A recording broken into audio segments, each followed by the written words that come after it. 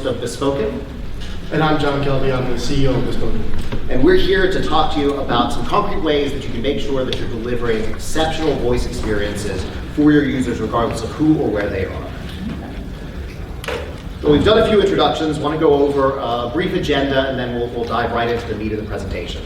So I want to tell you about who Bespoken is, why we're so passionate about voice, and why we think that quality is one of the main differentiators for people that are successful in the voice space. Give an overview of some of the things that have happened in 2019 and kind of what our perspective is on the current state of the voice market. And then really dive into what are some of the best practices that we see in working with some of the biggest and brightest brands in the voice space.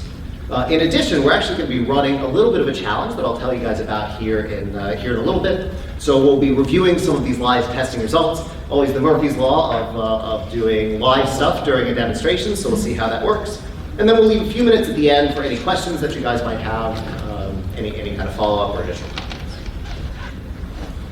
So who's Bespoken?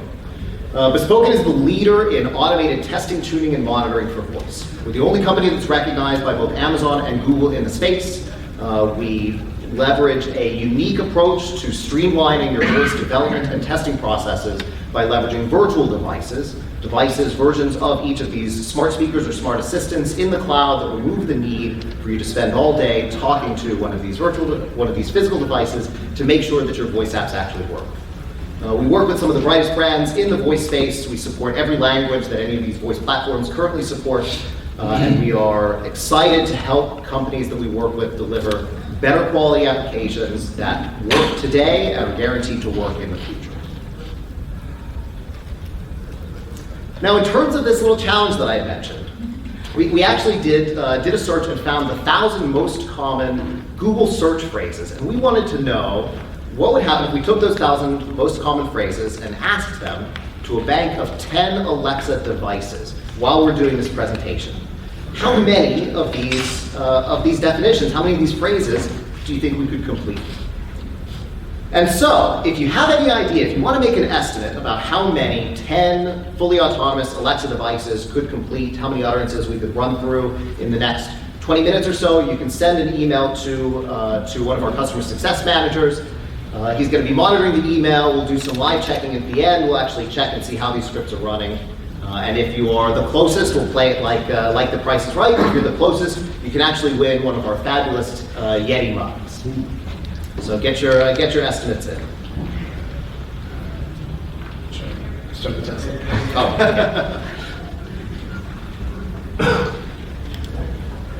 All right, and we are kicking off our test now. We're using this inside our continuous integration environment, which is GitLab. We just click run, and it's off. So we'll see how many of these tests we get. So what was the email? Was it Bespoken? Yvonne at bespoken.io. If you send it to support, we'll get it to. All right. So what was 2019? 2019 was undeniably the year of the voice-enabled device. In 2019 alone, there were over 120 million smart speaker-enabled devices that were shipped worldwide. That doesn't count voice assistants that are on mobile phones, doesn't count kind of a wide array of other areas that we might interact with this voice technology. But that's frankly amazing. I mean, last week at CES, Google revealed that they have over 500 million monthly active users of Google Assistant, and that Google Assistant is currently used on over 1 billion devices, and that number really boggles the mind. In addition, and this was from a report that Adobe did in April of last year, they're going to be reprising the report and updating the numbers in the late spring or summer this year. They interviewed business decision makers at hundreds of large enterprise companies across the United States, and 94% of them said they were making significant investments in voice in 2019, with a plan to release something voice-enabled in 2019 or 2020. In addition, this year, or last year, was the first time we passed more than 100,000 voice apps between Alexa skills and Google Actions. And that number as well, when you think of even this time a year ago when we had barely half that, really is fascinating. But the market is not all entirely rosy. There are some challenges that we see. First is that the market is splintering in a way that we didn't really see with the mobile device market. I myself often get stuck in an Amazon-centric kind of view, especially being in the United States where Amazon dominates the market. But if you look at other markets, the Chinese market between Alibaba, Xiaomi, and Baidu is really, really increasing, really starting to catch up to Amazon, Google in certain areas. Even Google in other markets outside of the United States is catching up, or in often cases surpassing Amazon sales and usage. And then I also often think of these things just in the kind of headless device usage. But on multimodal, even though most people who are users of Alexa devices are using it in a headless fashion, most people who are users of Google devices are using it in a multimodal, but they're often using it on their cell phone. Baidu, for example, has by far the largest representation of multimodal devices. And that's something that we see a lot of large enterprises are often overlooking, is making a voice-only experience, not a voice-first experience. In addition, we did see some plateauing last year of the rate of creation of new apps for these voice platforms. So if we look, the rate of new Alexa skills being created day to day dropped more than 50%. It actually was even more significant in the second half of last year compared to the second half of the previous year. And Amazon still, even globally, still dominates the number of voice apps that have been deployed. Amazon has about 95% of the total number of voice apps. Google has just over 5,000 voice apps. So it presents a challenge as we see people starting to mature a little bit, starting to release more refined types of apps in the market. And then the last, and I think this is a mistake that many companies make. A lot of companies are trying to directly monetize their voice experiences and are really struggling. And that's sometimes not the best way to look at voice. Voice for many companies can be a better channel for other customer engagement. But there have been tons of articles recently about people struggling to make direct revenue, direct monetization from their voice apps. So if we think about that, there are a lot of wonderful things in the voice space, but there are a lot of challenges in the voice space. And so we actually sat down and talked to some of our customers, talked to other people in the space, and identified a few different categories of challenges that we see that developers, users, and consumers are facing.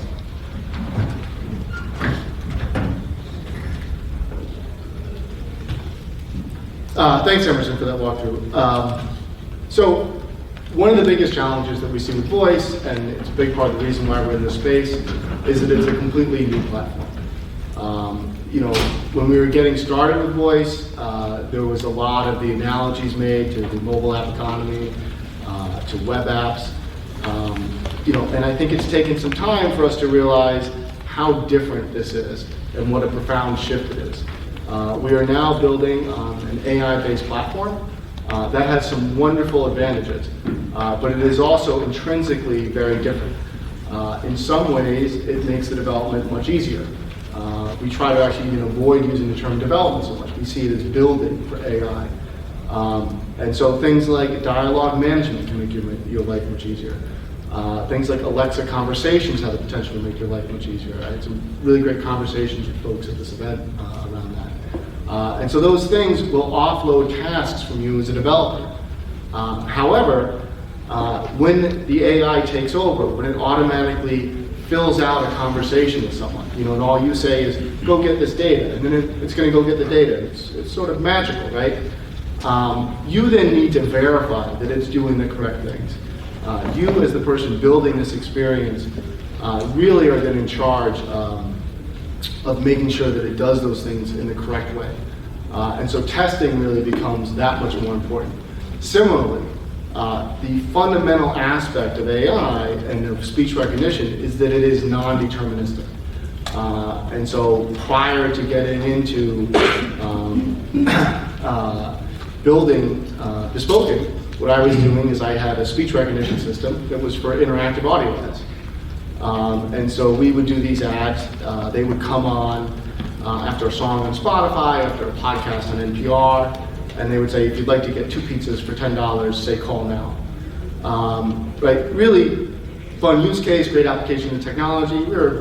Pandora and Spotify are sort of doing it now, so I guess we're only like 6 or 7 years too early on that. But the bane of my existence as the CTO of that company was somebody, like an advertising executive who had done an ad with us, would say, I tried it and it didn't work. I said the phrase, I said call now, and it didn't connect me. Or even worse, I didn't say call now, and it did connect me. And these things, these phone calls would come in every once in a while for me, and I would try to explain nicely the probabilistic nature of AI and go into statistical models, which I can't claim I totally understand myself. And it was not convincing. So what did I do? We built out a really comprehensive automated testing suite. And it relied on generated audio, it relied on production audio, it relied on crowdsourced audio, and we used all those things to measure how effective the system was. And we would fight little battles to gain 0.1% better performance on it. And with that data, I could then answer that question. And not everybody might find that answer compelling. It still maybe was too confusing. But that whole experience, that whole sort of lived experience that I had doing that, I can't say every customer working in voice is thinking about that, but I do believe that's what we're going to all have to think about to some extent. You can trust Amazon to take care of a lot of this stuff. You can trust Google to take care of a lot of this stuff. But you still need to do your own verification. You still need to do your own optimization. And that's really what we're here for. And another point that just emphasizes that is that it is evolving too. So even if you get it to this sort of fixed, perfect state, you have optimized it. Unfortunately, Amazon and Google are not sitting on their laurels. Some people think that we need a step change improvement in the performance of these AI systems. I think that's probably correct to really get to the next level and to open up certain use cases. So they are going to keep investing in it. I think we can feel confident in that, keep improving it. And with all those improvements, it's going to change the behavior system. Ideally, would all be to the better, but that is in no way guaranteed. If you want to make sure that as those evolutions happen, your stuff is still working great, automated testing is the one and only solution. And so I mentioned Alexa and Google, obviously building for those, having sort of a cross-platform strategy. That alone is rather challenging. But additionally, there is Samsung and Bixby, or sorry, Samsung and Siri. Those are also things that people need to think about, have a strategy around. How to build for those, how they should be incorporated into a voice strategy. Those are challenges as well. And I won't say I have an answer to that, but you also have companies like Baidu, if I say the name wrong, Xiaomi. I was startled. I went to CES and I saw Brett Kinsella's presentation there, and their market share is immense. I was also listening to, again, one of Brett Kinsella's podcasts, and somebody I think from Australia said that I think was Baidu, their performance in speech recognition on some benchmark outpaced Google's. Those statistics have our attention. I'm not quite sure, we as a company haven't formulated a strategy for what to do around those things, but certainly there are things to be considered, and there are opportunities. They seem like challenges because I don't have a lot of insight into that part of the market. Currently I can tell you we don't have customers in that area, but we probably should. So those are challenges as well. And then lastly, and I think this is a great part of the conversation that's going on now, and I think it's part of the conversation that's happening here. People are thinking about, do I want to be wedded to one of these big players? Do I want to be wedded to Amazon? Do I want to be wedded to Google Assistant? Or do I want to potentially pursue a strategy in which I use Houndify or Nuance or somebody, or just embed Dialogflow or Lex potentially, in which I seemingly have then more control over the platform. I could do something like Bank of America did with Erica, in which I put my voice assistant into my mobile app, deliver a great experience. I think Erica is really impressive. And then, seemingly have more control over my fate. And don't run into a lot of the issues that I think we spend a lot of time talking about around discovery, around having access to data, around owning a relationship with the consumer. Those are really tough things. And so, I won't say testing is the answer to all of them. I think a lot of them go beyond testing, but certainly, we want to assist people with them. And of course, there's many challenges for users as well. One of the biggest things, and we've been using this particular stat for a while, I was really happy that somebody was able to compile this data. But the biggest concern people have around voice assistants is how well they're understood. It's the biggest frustration point. People want to be understood more than they want more use cases. They probably want more use cases if the existing ones worked well and they were understood quite consistently for them. There's other complaints as well, but that's really a key one. And I do think, again, not everyone is thinking about optimization, but if you're thinking about AI, you do need to think about optimization. That's just sort of how it goes. Similarly, the discovery question, how do you find them? And I do think Emerson actually just found this stat. I hadn't seen it before. But I do think this is interesting, and it ties into, Tom Hewitson. You guys might have seen him. He did these hot takes, and he said, a lot of people don't even know that there are third-party skills, or if they may be using them all the time, they don't even realize somebody else developed them. And that is, I think, fascinating. I personally have made some statements that I don't think that explicit invocation is necessarily the right path for things. I think that some sort of implicit discovery is probably the way to go. But regardless of the position you take and what you see happening there, it is certainly a challenge for users that they don't necessarily know how to find this content. And for us that are building great content, we can't be assured of a way to deliver it to them. So those are really big challenges that people are facing. And so given that, I'll just skip to the last part of the slide. There's these numerous different challenges.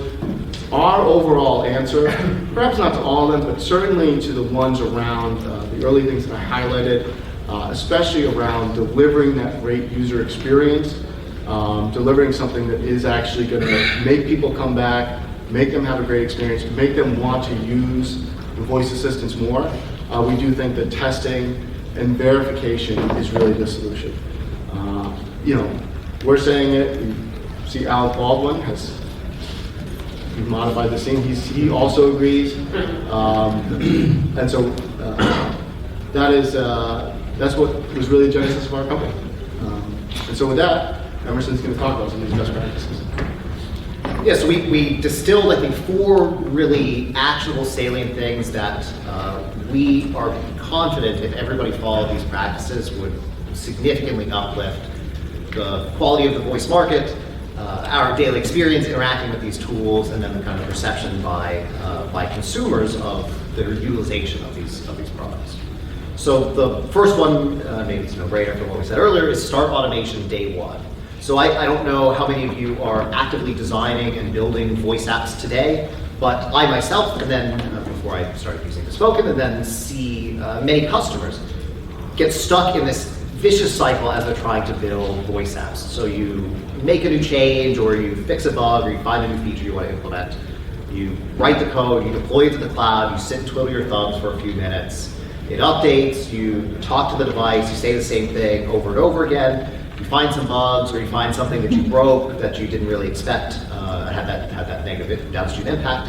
And that you do that cycle multiple times a day. You waste so much time within your voice development life cycle trying to do this fix, deploy, fix cycle. And we see with a lot of the customers that the average duration of that is between 30 minutes to an hour. And besides the fact that that wastes a whole lot of time, it's just so tedious and so painful as a developer to be spending that much time not being as productive as you could possibly be. So what does an optimal voice development life cycle look like?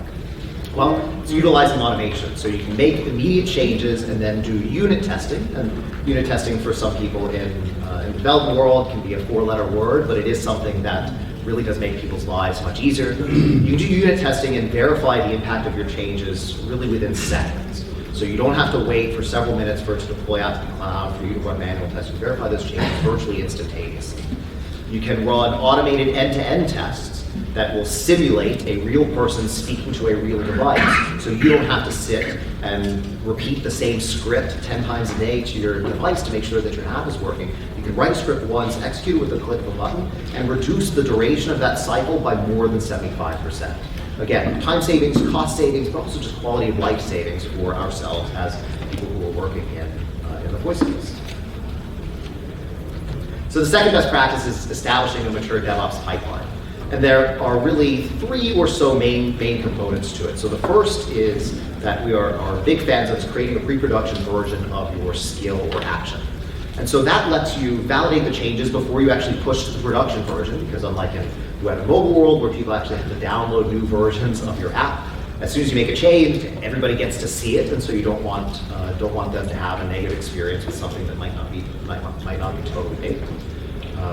It also then makes sure that as you're introducing changes, especially for people that have large catalogs of content that they might be serving up, that you reduce some of the conflict, that you make sure that everything is staged effectively, that you're still going to deliver a successful experience. And one of the ways you can do this is by naming your pre-production version of the skill something unique, but something similar, something that you can remember. And so this actually then lets you have both the production version of your voice app and the pre-production version of your voice app associated with the same account, associated with the same physical or virtual device, so you don't have to worry about logging into a test account and switching which one you have set up in the Alexa app or anything.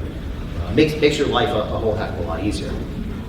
Then the other part is integrating with continuous integration, continuous build tools, and analytics and monitoring.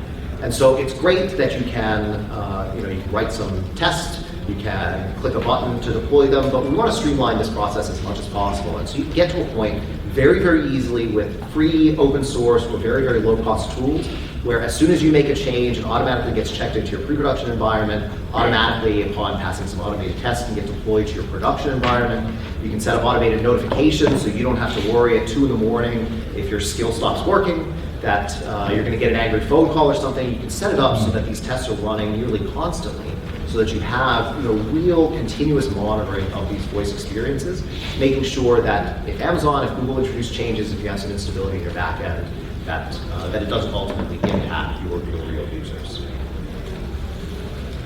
And so what does that look like? Well, we have some individual tools here. A lot of these are interchangeable, right? But if we think about it as 2 separate work streams, we can have our dev or test work stream and our production work stream.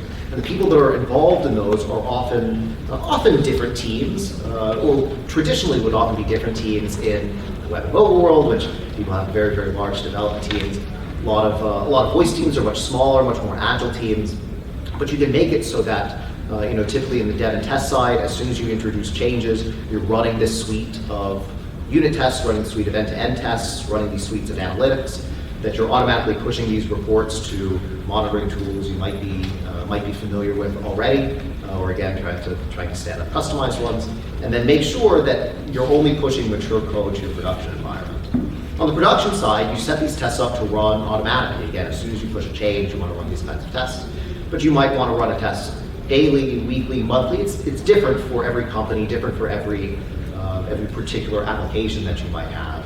But establishing this, again, just makes our lives as developers so much easier. And you really, even if you have none of these tools in place today, you can stand them up in a matter of a couple hours. And you very rapidly, within maybe not the first week, but certainly within the second week, you will see the return on the time invested that you took to try and establish this mature infrastructure.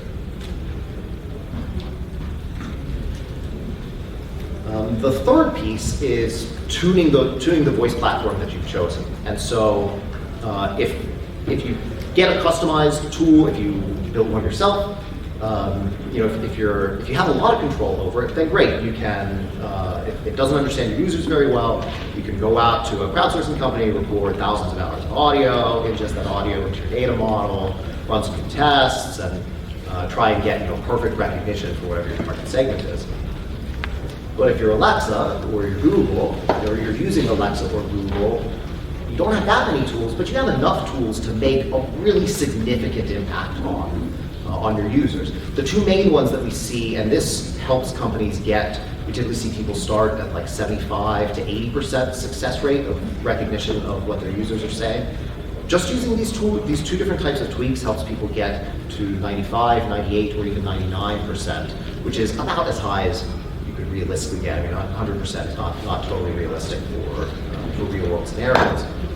But you can manipulate the sample utterances. Both of these platforms weight the intent matching based on the volume of sample utterances, as well as based on some very simple and some not so simple characteristics of the utterances that you're putting in. So for example, if I have an intent that only has one sample utterance and I have another intent that has 100,000 sample utterances, it's going to think that that 100,000 one is a lot more important than the one that only has one. So you can manipulate these and then again run tests again to see what the impact would be. Same with homophones and synonyms. There are some things, I mean, like my last name Sklar, Alexa and Google really don't understand my last name. They don't know how to spell something like that. Maybe if I'm famous one day, they'll add it to the list of the fixed slots. But it does reliably think that I'm saying Sklar, and so you can go in and put that in as a synonym, and the platform might think they said something wrong, but the user gets the right response. And users don't compartmentalize quality. A user is not going to know it's Amazon that messed up, it's Google that messed up, or a developer that messed up. They just know it messed up, and they're just not going to have a good experience. And so what's the way that you do this? Well, it's what we call usability performance testing. So this is kind of an offshoot of doing functional testing for a voice app. We're not really testing the voice app itself. We're testing your ASR and NOU. We're testing your conversational model. And so again, through manual testing, it would be a real challenge to have thousands of people, like a statistically significant population of people, to go and baseline your ASR and NOU success, and then make some changes, run those kinds of tests again. Super easy to do through automation. You can send tens, thousands, hundreds of thousands of utterances at the voice platform, really define what the best way is to make sure that your customers are having an optimal experience. So then the fourth best practice is listening to your users. So you can have a voice app that works really well, it could really understand them, it could be super future tech like Jarvis from Iron Man or something, but if it doesn't do what your users expect, if it doesn't fit their need, they're not going to use it. And that's why Amazon, for example, sees engagement, specifically retention of users, as one of the most important KPIs for measuring the success of a voice experience. You've got to make sure that we don't get stuck in this kind of echo chamber that we as developers often get stuck in, that we are listening and really delivering something that meets our customers' expectations. And so how do you do that? Well, you've got to conduct some user research. There are lots of different ways they support different needs within kind of this feedback loop. It can be very, very quick, lightweight surveys, especially if you have a traditional channel you're interacting with your users on. Those lightweight surveys are pretty easy to kick out. It can be feature validation studies, where before you spend all this time investing in developing new features, that you actually make sure through prototyping and mocking, interviewing users, that it's actually something they want. And then, traditional usability studies, obviously not focused on the GUI world, but focused on the voice user interface world. And so that is something that is a big challenge for a lot of companies to do internally. My recommendation would be to leverage an established partner, somebody that's recognized by Amazon and Google, that does this very effectively.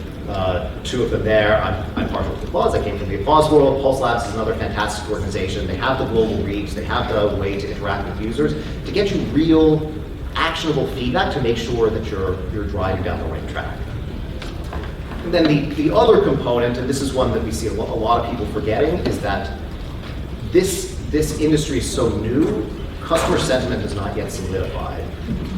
2 years ago, people wanted that kind of high-tech, super futuristic functionality in apps. As John mentioned earlier, today people just want it to work for the basic use cases that they're actually going to be using. It's going to change in 2020, it's going to change in 2021. Customer sentiment is constantly evolving, just the same way this technology is constantly evolving. So the only way to make sure that if you had a 5-star app last year and it really met your customers' expectations, the only way to make sure you have a 5-star app this year and still meet your customers' expectations is to find out what your customers are expecting, is to continue to do this type of collection of feedback over time on a regular basis. So we are almost out of time. So on this slide test, so again, we had 10 virtual devices that were going to last a little less than 20 minutes. So if we think about that in terms of time spent, so if we had, let's say, one person was trying to do these same types of queries. One person over about 20 minutes, let's say you could get 80 to 100 utterances that you had executed. We were running through the 1,000 top search results. 1,000 top search results would take, would take 15 to 20 people that same 20 minutes to try and run through. And so this was running for, again, just shy of 20 minutes. Does anybody want to share what they guessed? Anybody have an estimate? Hopefully it's not zero. Let's see.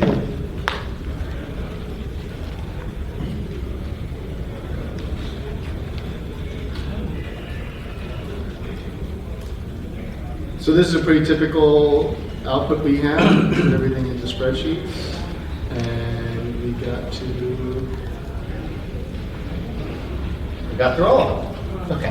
so it's 1,000. So if you guessed 1,000, So, and setting up that test script was, oh, good. Setting up that test script was really as simple as taking a list of the 1,000 most common search phrases, plugging it into sample projects that we have that are publicly available today, and hitting the execute button like John did. And so, again, not only were we able to do virtually more time spent than if everybody here in this room had their own personal echo device and spent that time testing, but we're able to get other things done as we're executing these tests, and we're able to run it again now, and again in 10 minutes, and again tomorrow, through the really very, very minimal amount of time that we spent trying to set up that particular test. and we'll put this out in some presentation notes. But this is actually the project that did it. So it's a pretty small amount of work. I set this up between leaving the conference yesterday and going to the temple.